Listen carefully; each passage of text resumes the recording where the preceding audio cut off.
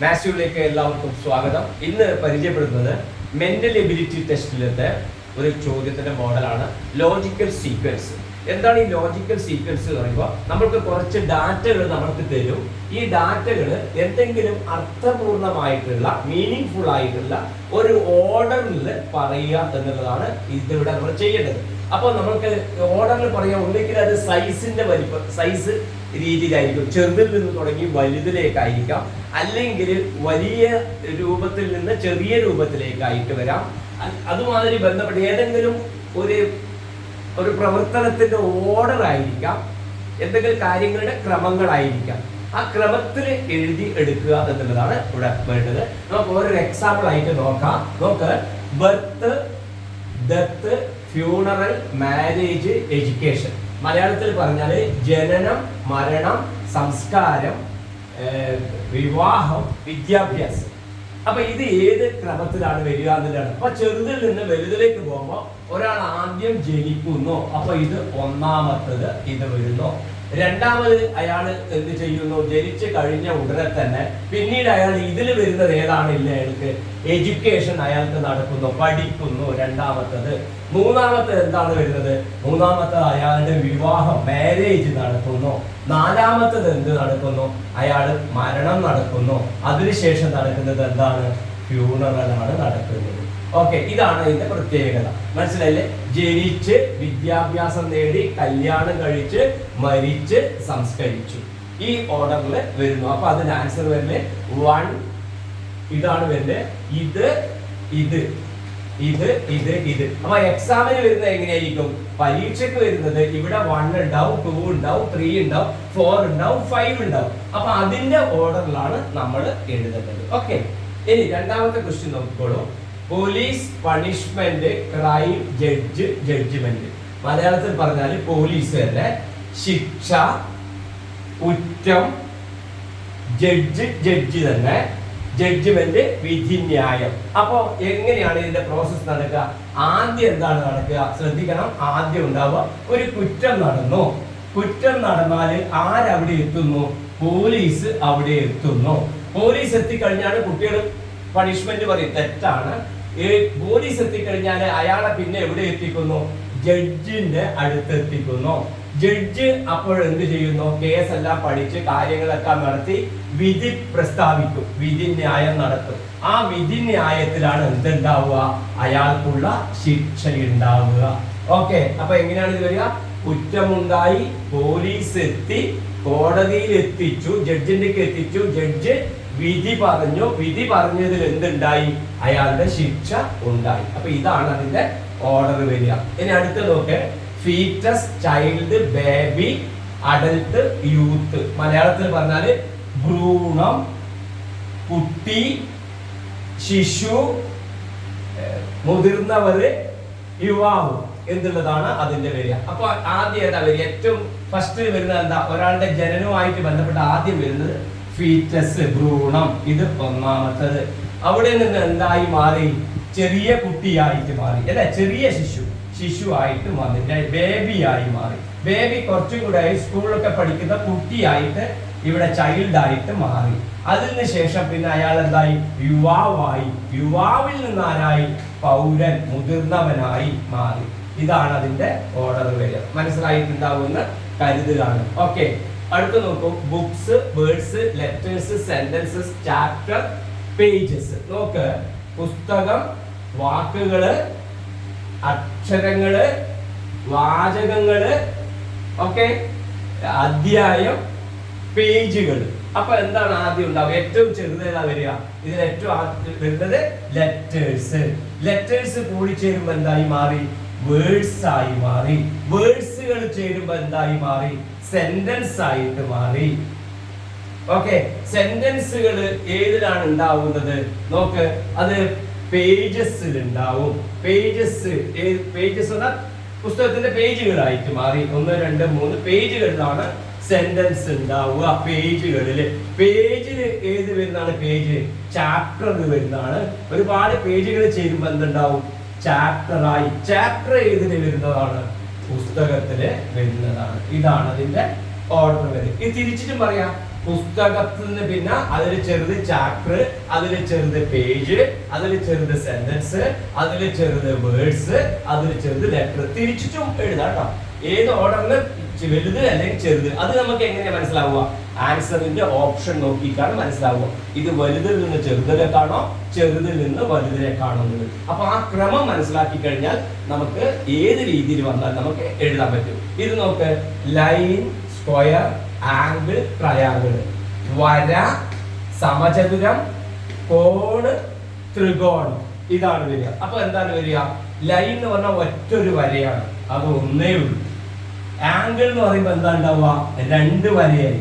ത്രികോണം എന്ന് പറയുമ്പോൾ, ട്രയാംഗിൾ എന്ന് പറയുമ്പോൾ എത്രയായി? മൂന്നെണ്ണായി. അത് 4 ലൈൻ ആകുമ്പോൾ എന്തായി?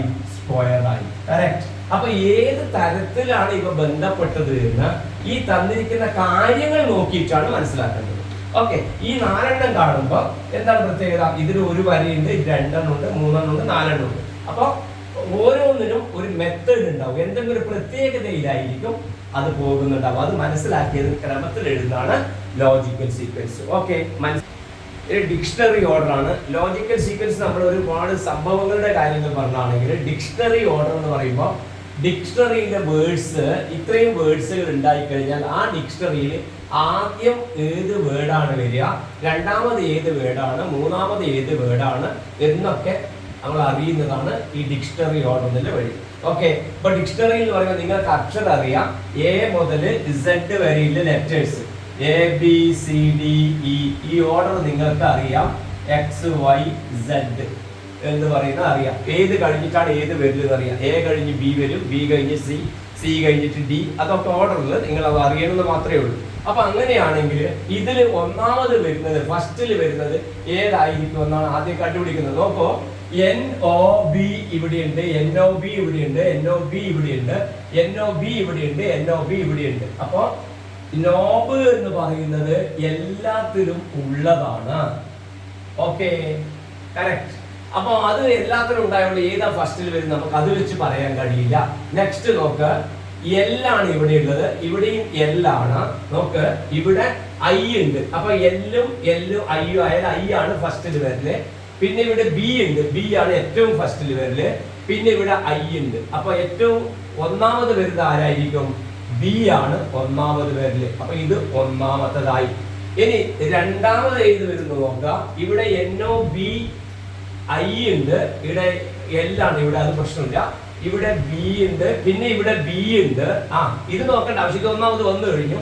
I ഉണ്ട് ഇവിടെ, ഇവിടെയും I ഉണ്ട്, ഇവിടെയും L ഉണ്ട്, ഇവിടെയും L ഉണ്ട്, ഇവിടെയും I ഉണ്ട്, ഇവിടെയും I ഉണ്ട്, ഇവിടെ T ഉണ്ട്, ഇവിടെയും T ഉണ്ട്. ഇത്ര വരെ ഇവിടെ കറക്റ്റ് ആണ്. പിന്നെ ഇവിടെ വരുന്നത് A ആണ്. ശ്രദ്ധിക്കുക, ഇവിടെ A ആണ് വരുന്നത്, ഇവിടെ Y ആണ് വരുന്നത്. അപ്പൊ രണ്ടാമത് വരുന്നത് ഏതായിരിക്കും? ഇതായിരിക്കും രണ്ടാമത് വരുന്നത്. അപ്പൊ മൂന്നാമത് വരുന്നത് ഏതായിരിക്കും നമുക്ക് അതിൽ മനസ്സിലാക്കാം.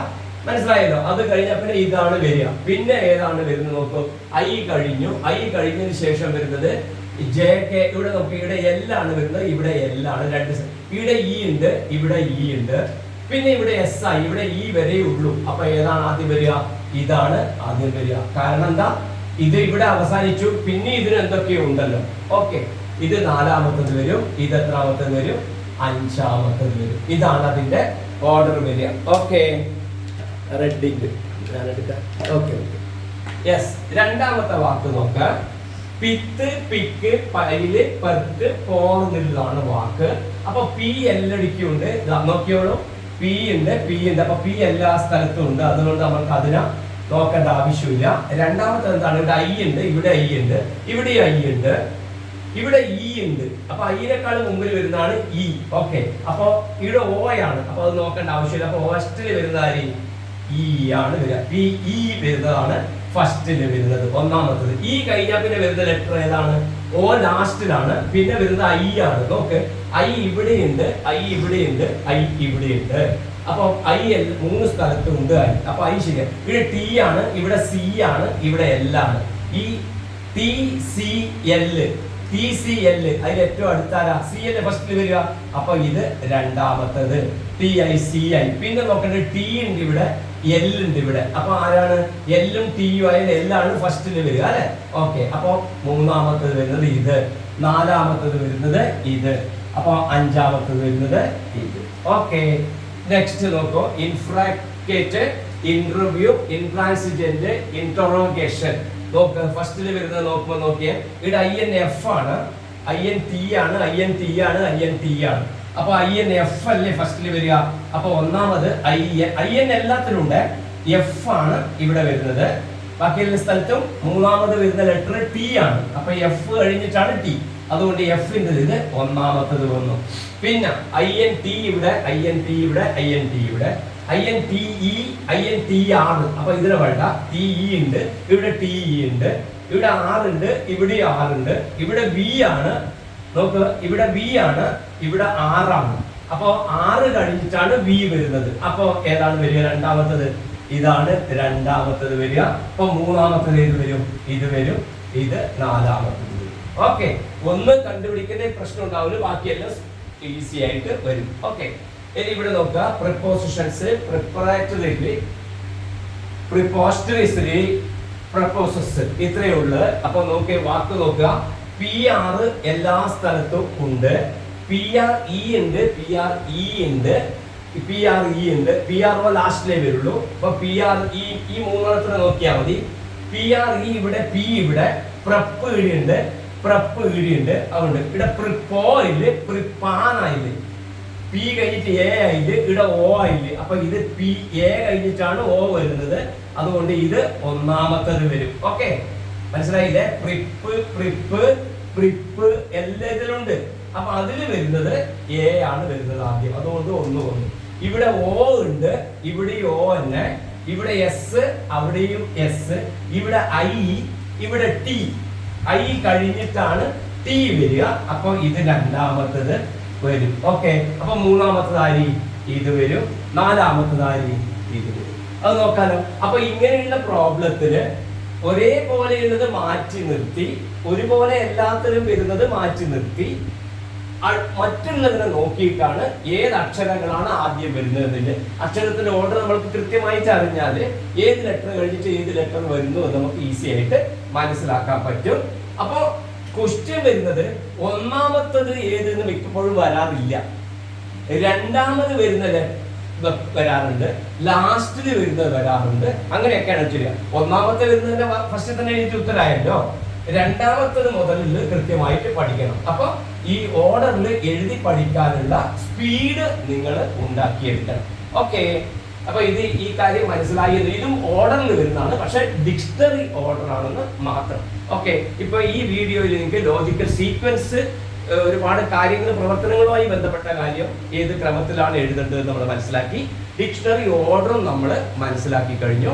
ഈ രണ്ട് കാര്യങ്ങൾ മനസ്സിലാക്കിയാൽ സീക്വൻസിന്റെ മോഡലിൽ വരുന്ന വേർഡ്സുമായിട്ട് ബന്ധപ്പെട്ട എല്ലാ ക്വസ്റ്റ്യൻസും ആയിക്കഴിഞ്ഞു. ഈ വീഡിയോ ഇഷ്ടമായ ലൈക്ക് ചെയ്യുക, ഷെയർ ചെയ്യുക. നമുക്ക് പുതിയ ടോപ്പിക്കുമായി വീണ്ടും കാണാം. നന്ദി, നമസ്കാരം.